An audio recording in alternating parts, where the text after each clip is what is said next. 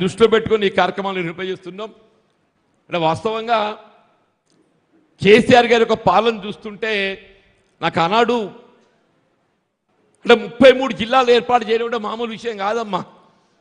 సిరిసిల్ల జిల్లా ఏర్పాటు చేయబడ్డ నాడు ఏదైతుందో అందరూ కూడా సిరిసిల్ల జిల్లా అంటే సిరిసిల్ల జిల్లా కేవలం పాలనాపరంగా ఏదైతుందో సౌలభ్యమే కాదు, పాలనాపరంగా సౌలభ్యంతో పాటుగా సిరిసిల్ల జిల్లా కేంద్రం ఏర్పాటు కాబడడంతో ఇక్కడ ఒక వైద్య కళాశాల వచ్చింది.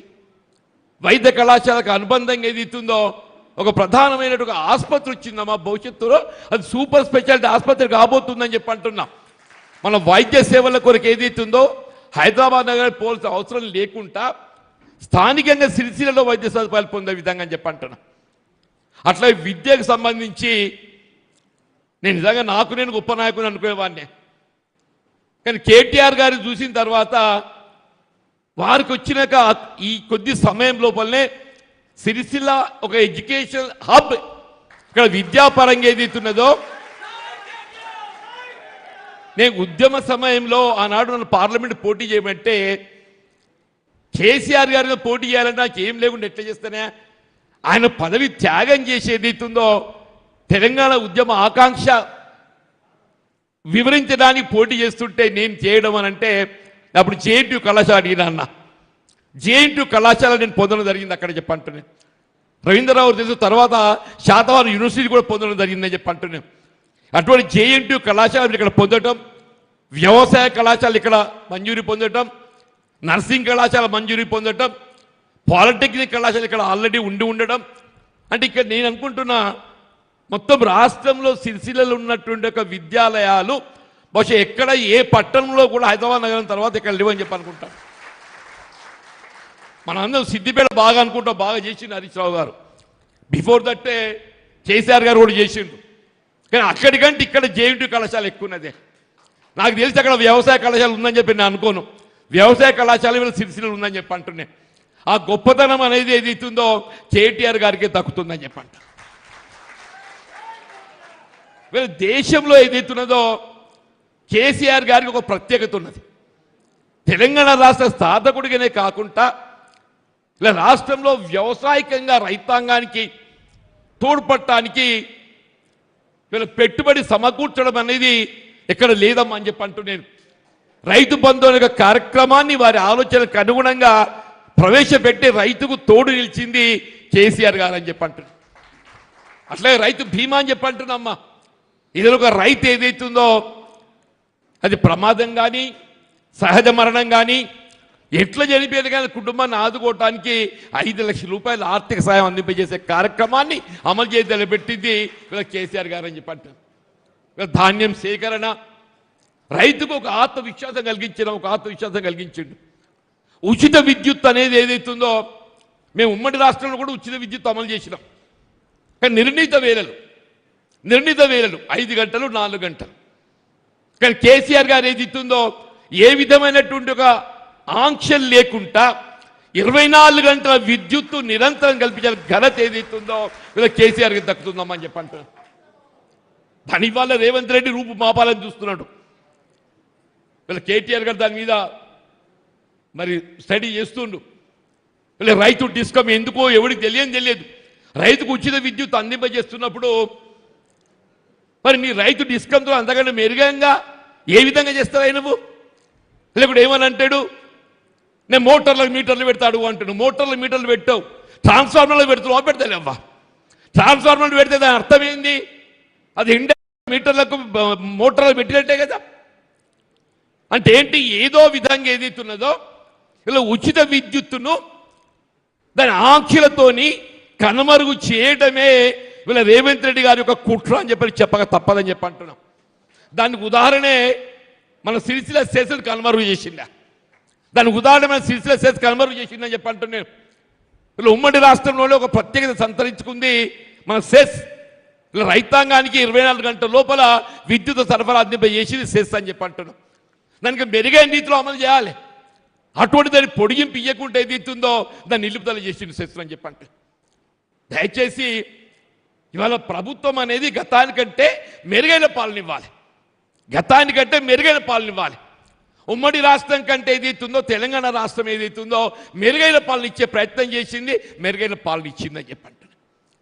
వీళ్ళ వృధాబోతుల సాగునీటి జలాలు, వీళ్ళ ప్రాణహిత గోదావరి నది జలాలను ఏదైతుందో ఉమ్మడి రాష్ట్రంలో కేంద్రంలో కాంగ్రెస్ పార్టీ యూపీఏ, మహారాష్ట్రలో కాంగ్రెస్ ప్రభుత్వం, ఆంధ్రప్రదేశ్లో కాంగ్రెస్ ప్రభుత్వం ఉండి కూడా సాధించలేంది కేసీఆర్ గారు ఏదైతుందో తన లౌక్యంతో అన్నాడు. ఇదే ఫెర్నాండెస్ ఒప్పించి మెప్పించి వీళ్ళ తుమ్మడిహట్టి వద్ద నిర్మాణం సాధ్యం కాదు అంటే దాని దిగువ మేడిగడ్డ వద్ద నిర్మాణం తలబెట్టి ఒక్క లిఫ్ట్ మనకు వచ్చేది, ఇంకా 2 లిఫ్ట్ అదనం అయినా పర్వాలేదు, మనకు అవసరమైన నీటి పొందేటువంటి అవకాశాన్ని మనం పొందాలి. ఇవాళ 300 టీఎంసీ నీటిపై హక్కులు పొందే విధంగా కేసీఆర్ గారు వీళ్ళ కాళేశ్వరం ప్రాజెక్ట్ నిర్మాణం తలబెట్టి దశాబ్ద కాలం చెప్పి అంటున్నాం. 2 ఏళ్ళు గడుస్తుంది మా సిరిసిలకు రావాల్సినట్టుగా నీళ్లు అట్లా అయిపోయినాయి. ఈ 2 ఏళ్ళలో పురోగతి లేదన్నా. మీ సముద్రానికి నీళ్లు రావాలి, అట్టే పోయింది. మన సముద్రానికి నీళ్లు రావాలి నాకు తెలిసి చెప్పంటున్నాను. అదే కేసీఆర్ గారు ముఖ్యమంత్రి ఉంటే ఈ సముద్రంకి వెళ్ళి ఏదైతుందో అప్రమాణంగా నీరు చేరువేసుకుంది. ఇప్పుడు మళ్ళీ పైకి వెళ్ళి కిందికి రావాలి తప్ప కిందికి వెళ్ళిపోయే అవకాశం ఇంతవరకు మనకు అమలు పొందలేకపోతారు. ఇలా మళ్ళీ ఏదైతుందో మన సముద్రానికి నీరు రావాలి, సిరిసిల్ల ప్రాంతం అంతా జలమయం కావాలని చెప్పారంటే బీఆర్ఎస్ ప్రభుత్వం ఏర్పాటు మాత్రమే ఆ కార్యక్రమం సాధించగలుగుతుంది. ఆ దిశగా అందరం ప్రయత్నం చేయాలని చెప్పని నేను కాంక్షిస్తున్నాను చెప్పి అంటున్నాను. ధాన్యం సేకరణ ఎన్ని ఇబ్బందులు పడుతుందో తెలియంది కాదు. ఇవాళ ఏదైతుందో 40 కిలోల సంచికి 3 కిలోలు అదనపు కూత, 40 కిలోల సంచికి 3 కిలోలు అదనపు కోత అని చెప్పారంటే ఇవాళ క్వింటల్కి ఏదైతుందో 5 కిలోలు పోతున్నాయమ్మా. తూకం వేయడం ఏదైతుందో మాయిశ్చర్ కంటెంటే 17% తూకం వేయాలి. ఇది అందరూ తెలుసు రైతాంగానికి. మనం తూకం వేసేదానికి ఏమవుతుంది, అది 9-10% కుదించబడుతుందని చెప్పంటారు. మళ్ళీ ఒక 5 కిలోలు పోతున్నది. 10 కిలోలు పోతే కిలోకి 24 రూపాయలు అంటే 10 కిలోలకి ఎంత పోతుందన్న 240 రూపాయలు పోతుంది. 240 ఎకరానికి 30 క్వింటల్ మన సరాసరి దిగుబడి ఆశిస్తే 30 × 240 అంటే 6000 పై చిలుకు. నువ్వు ఇచ్చే రైతు భరోసా పక్కన పెట్టరా ఆయన, నువ్వు ఇస్తలేవు, ఎగబెడుతున్నావు. ఈ 6000 కూడా మమ్మల్ని ముంచుతున్నావు కదా, ఈ 6000 ముంచుతున్నావు కదా ప్రతి రైతాంగాన్ని. అయితే దయచేసి ఆలోచన చేయాలని చెప్పంటారు. ఏ విధంగా మనం ఈ రేవంత్ రెడ్డి ప్రభుత్వం లోపల దగా చేయబడుతున్నామో నేను ఒక చిన్న ఉదాహరణ చెప్తున్నాను చెప్పండి. ఇలా రైతాంగమే కానీ ఇతరత్ర ఈ అంశమే కానీ అమ్మ, ఏ అంశమే కానీ అని చెప్పంటాను. నేను మా ఆడబిడ్డలు ఉన్నారమ్మా, నేను మొన్న గమనించిన అదేదో బస్సులు ఇచ్చుకుంటూ నేను తెలంగాణ ఆడబిడ్డలందరినీ కోటీశ్వరులు చేస్తా అని చెప్పిండు అమ్మ. నిజమావా? కోటీశ్వరులు కాదవ్వా, లక్షాధికారులు చేయమను. లక్షాధికారులు కాదు తల్లి, ఆడబిడ్డలకు 2500 ఇస్తా అన్నాడు. 2500 ఇస్తానా లేదా? ఏమైనా వస్తున్నాయి 2500? 2500 సంవత్సరానికి 12 మాసాలు అంటే ఎంత అవుతాయి? 2500 × 12 30,000 అవుతాయి అవ్వ. 5 సంవత్సరాలకు ఎన్ని అవుతాయి? 30,000 × 5 1,50,000 అవుతాయి. అంటే ఇవాళ రేవంత్ రెడ్డి చేస్తున్న మోసం ఏదైతుందో ఆడబిడ్డలకు కాంగ్రెస్ ప్రభుత్వం ఏర్పడిన తర్వాత మన 1,50,000 రూపాయలు ఇక మనకి ఏదైతుందో అన్యాయం చేస్తుంది ఈ రేవంత్ రెడ్డి ప్రభుత్వం. నిజమా కాదా తల్లి? మీరు ఏదైనా ఆలోచన చేయండి అమ్మా అని చెప్పి, ఏదైనా ఆలోచన చేయండి. ఢిల్లీకి పోతున్నాయి, అందుకే నీ ఇక్కడికి వచ్చిన. ఆ ఢిల్లీకి కప్పం కడుతుండు కాబట్టి అందులో కొనసాగలేక మా రవీంద్రరావు గారు అన్నట్టు నాకు 4 దశాబ్దాల అనుబంధం అవ్వ. నేను పెద్ద కేసీఆర్ గారి 2 సార్లు పోటీ చేసి నేను. కానీ ఆనాడు ఏదైతుందో తెలంగాణ ఉద్యమాన్ని నిలబెట్ట ఘనత ఇంకో ఇదే సిరిసిల్ల ప్రాంతానికి దక్కుతుందమ్మని చెప్పాడు. ఇదే సిరిసిల్ల ప్రాంతానికి దక్కుతుందని చెప్పి అంటున్నా. నేను ఏదైతున్నాడు మా జగిత్యాల బుగ్గారంకి పోతే నేను కొంత మెరుగైన ఫలితం పొందగలిగిన. కానీ సిరిసిల్ల నేరేళ్ళ మాత్రం ఏదైతుందో ఇది ఉద్యమాల గడ్డ కాబట్టి వాడు జీవన్ రెడ్డి మంచిదే, ఎవడైనా మంచిదే, మేము తెలంగాణకు అడ్డగా ఉంటామని చెప్పని వీళ్ళ టీఆర్ఎస్లు గెలిపించిన ఘనత ఈ ప్రాంతానికి దక్కుతుందని అని చెప్పి అంటున్నా. అందుకే ఇవాళ ఏదైతుందో తెలంగాణ ఇవాళ విరాజిల్లుతుంది, దాన్ని నిలబెట్టుకోవాలని చెప్పి అంటున్నాను. రైతాంగంతో పాటు ఈ ప్రాంతం అంతా నేత కార్మికులు, వీళ్ళ నేత కార్మికులు ప్రధానం ఇక్కడ సిరిసిల్ల అమ్మ అని చెప్పి అంటున్నా. సిరిలు కురిసే ప్రాంతం మన సిరిసిల్ల అమ్మ అని చెప్పి అంటున్నా. అటువంటి సిరిసిల్ల బల్వన్ మరణాలు పాల్పడుతుంటే మరి పెద్ద ఆయన కేసీఆర్ గారు ఆనాడు ఏదైతుందో కేవలం ఉద్యమ నాయకుడుగా, కేవలం మా ప్రవీణ్ అనేది వెళ్ళాలని చెప్పి అంటున్నాను నేను, మన ఆనాడు కేవలం ఉద్యమ నాయకుడుగా కేసీఆర్ గారు ఏదైతున్నదో సిరిసిల్లలో నేత కార్మికుల బలవన్మరణలో పాల్పడుతుంటే ఆ కుటుంబాలను ఆదుకోవాలనే భావనతోని ఒక 50 లక్షల రూపాయలతో ట్రస్ట్ క్రియేట్ చేసి ఈనాటి కూడా ఏదైతుందో నేత కార్మికులకు అండగా నిలబడ్డటువంటి ఒక మరి పార్టీ మన టీఆర్ఎస్ పార్టీ, కేసీఆర్ గారు ఒక నాయకత్వం చెప్పక తప్పదని చెప్పండి. మీరు ఏదైనా కానివ్వండి అమ్మా చెప్పంటు, నేను ఈ ప్రాంతంలో గిరిజనులు ఎక్కువ ఉంటారమ్మా. ఈ ప్రాంతం ఉంటే ఎల్లారెడ్డిపేట అటు పోతే వీరినపల్లి ఇవంతా గిరిజనులు ఎక్కువ ఉంటారు. సాధారణంగా 50% రిజర్వేషన్ మించకూడదు అనే ఒక భావన కలిగి ఉన్నామే. సాధారణ 50% మించకూడదు అనే ఒక భావన కలిగి ఉన్నాం సుప్రీంకోర్టు నిర్దేశాలకు అనుగుణంగా.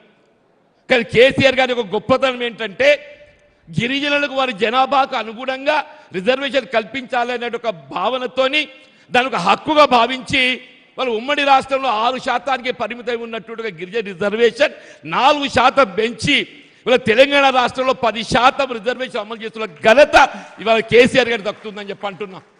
మన గిరిజన బిడ్డలు విద్యా ఉద్యోగాలలో ఏదైతుందో 6 నుండి 10%కి 4% పెంచినమ్మా అని చెప్పి అంటున్నాం. మీరు విద్యలో కానీ ఉద్యోగాలలో కానీ ఆ ఘనత కేవలం కేసీఆర్ గారికి దక్కుతుందమ్మా అని చెప్పి అంటున్నాను నేను.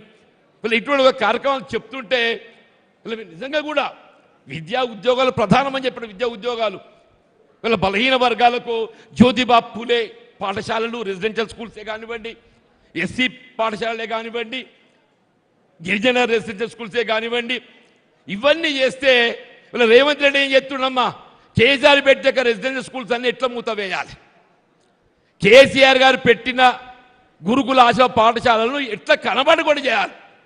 Young India integrated residential school అంటే ఏంటే, నువ్వు కొత్త ఒక పాఠశాల ఏర్పాటు చేసి సంతోషపడతాం. కేసీఆర్ గారు ఆరంభింపజేసినటువంటి ఒక విద్యా విధానానికి అదనంగా నువ్వు ఏదైనా చెయ్యు. కానీ అట్లా కాకుండా ఏదైతుందో కేసీఆర్ గారు ఆరంభింపజేసిన ఒక విద్యా విధానం గురుకులాశలో పాఠశాలలు ఏదైతుందో కనబడకుండా చేయాలని, దాన్ని కేంద్రీకృతం చేయాలని ఒక భావన కుట్రలో భాగంగా ఇంకో young India integrated residential school అని చెప్పాను. నేను ఎక్కడికెక్కడ వాడికి వసతి సౌకర్యం కల్పించు. నువ్వు ఆనాడు కేసీఆర్ గారు ఆరంభింపజేసినటువంటి ఒక గురుకుల ఆశలో పాఠశాలలకు ఎక్కడికక్కడ వసతి సౌకర్యం కల్పిస్తే అయిపోతుంది కదా. అక్కడ ఏం చేస్తుండో, నువ్వు ఒక 500 మంది విద్యార్థులు బోధన పొందడం ఒక సౌకర్యం, నన్ను పట్టకపోయి ఏం చేస్తుండో 2400 మంది నేను ఒకటే కాడ చదువు చెప్తాను చెప్పంట. సెంట్రలైజ్డ్ స్కీమ్ 2400 మందికి ఒకే ప్రాంత వేదికకి ఏదైతుందో వాళ్ళకు అది ఏ విధంగా సాధ్యమవుతుంది ఏంటో అది అర్థం కావటం లేదు అని చెప్పి అంటున్నాను. వీళ్ళ రేవంత్ రెడ్డి ఒక ఆలోచన విధానం అనేది పూర్తిగా కుట్రపూర్తిగా కొనసాగుతుందమ్మా అంటున్నా. దీన్ని ఛేదించాల్సిన ఒక బాధ్యత మనపై ఉన్నది. ఇలా పాఠశాలలు కూడా ఏదైతుందో కుదించే ప్రయత్నం కుట్ర కొనసాగుతున్నది. ఏదైనా కానీ ఏదైతుందో ఇది ఎక్కువ కాలం నడవదమ్మా. 30 మాసాలు గడిచింది. ఎక్కువలో ఎక్కువ 30 మాసాలంటే ఇంకా 2.5 సంవత్సరాలు, చివరి సంవత్సరం వట్టినే గడిచిపోతుంది. ఒక సంవత్సరం మనం కష్టపడితే అయిపోతుందమ్మా. ఒక్క సంవత్సరం మనం కష్టపడితే రాబోయేది మన కేసీఆర్ గారి యొక్క నాయకత్వం లోపల బీఆర్ఎస్ ప్రభుత్వం అని చెప్పి అంటుంది. ఆ దిశ పనిచేయాలి. వీళ్ళ హైదరాబాద్ నగరం అనేది కేవలం జాతీయ స్థాయిలోనే కాకుండా అంతర్జాతీయ స్థాయిలో గుర్తింపు పొందిందమ్మా అంటున్న హైదరాబాద్ నగరం. వీళ్ళ ఉద్యోగాల కల్పన, దానికి ఎవరమ్మా కారణం? మన విజన్ గల నాయకుడు, మన నాయకుడు కేటీఆర్ గారు. వీళ్ళు వారు ఏమంటే ఏదైతే హైదరాబాద్ నగరం పారిశ్రామికంగా కానివ్వండి, పట్టణాభివృద్ధిలో కానివ్వండి, అంతర్జాతీయంగా హైదరాబాద్ నగరం గుర్తింపు పొందడానికి ఏదైతుందో ఒక విజన్ గల నాయకుడు మా శాఖ నిర్వర్తింపజేయడం ఏదైతుందో అది సాధ్యమైందని చెప్పక తప్పదంట. వీళ్ళు మొత్తం ఏదైనా కానీ మార్పు అర్బన్ ఓటర్కి వెళ్ళి వస్తుంది. అర్బన్ ఓటర్కి వెళ్ళి వస్తుంది. మరి అర్బన్ ఓటర్ మొత్తం బీఆర్ఎస్కి అండగా నిలబడ్డది. అర్బన్ ఓటర్ హైదరాబాద్ నగరం అంతా ఏదైతుందో, ఇలా ముస్లిం ప్రభావిత ఓటర్ అంతా ఏదైతుందో ఎంఐఎం చేసింది. మరి హిందూ ప్రభావితమైన ఓటర్ అనేది మరి మత ప్రాతిపదికన బీజేపీకి వేయాలి కదా, మరి వేయలేదు. ఇలా ముస్లిం ఓటు మత ప్రాతిపదికన ఎంఐఎం చేసింది. హిందూ ఓటు ఏదైతుందో మత ప్రాతిపదికన ఓటు అనేది చీలకుంటే ఏదైతుందో అభివృద్ధిని కాంక్షించేటువంటి యొక్క ఆలోచన విధానంతో ఇలా హైదరాబాద్ నగరం ఉన్నటువంటి ఒక నిరుద్యోగ యువతకు ఉపాధి కల్పిస్తున్నది బీఆర్ఎస్ పార్టీ కాబట్టి బీఆర్ఎస్ పార్టీకి సంబంధించిన ఒక భావనతోని గ్రేటర్ హైదరాబాద్లో ఉన్న స్థానాలు అన్నీ కూడా బీఆర్ఎస్ కట్టబెట్టింది అని చెప్పండి. ఇది బీఆర్ఎస్ యొక్క అభివృద్ధికి ఆలోచన విధానానికి ఇంతకంటే ఒక నిదర్శన తార్కం వేరే ఇది అవసరం నేను చెప్పంటున్నా. రేపు భవిష్యత్తులో తెలంగాణ రాష్ట్రం మరి 119 ఉంటాయా, మరి పునర్విభజన జరుగుద్దా, ఏది ఎట్లున్నా కానీ రాబోయే ప్రభుత్వం మాత్రం ఏది ఇస్తుందో కేసీఆర్ గారి యొక్క నాయకత్వం బీఆర్ఎస్ పార్టీ అని చెప్పక తప్పదని చెప్పంటున్నా. మరి ఈ సమావేశంలో పాల్గొనే అవకాశం నాకు లభింపజేసినందుకు నేను మరొక్కసారి మరి నిర్వాహకులకు నేను ధన్యవాదాలు చెప్తూ జై తెలంగాణ.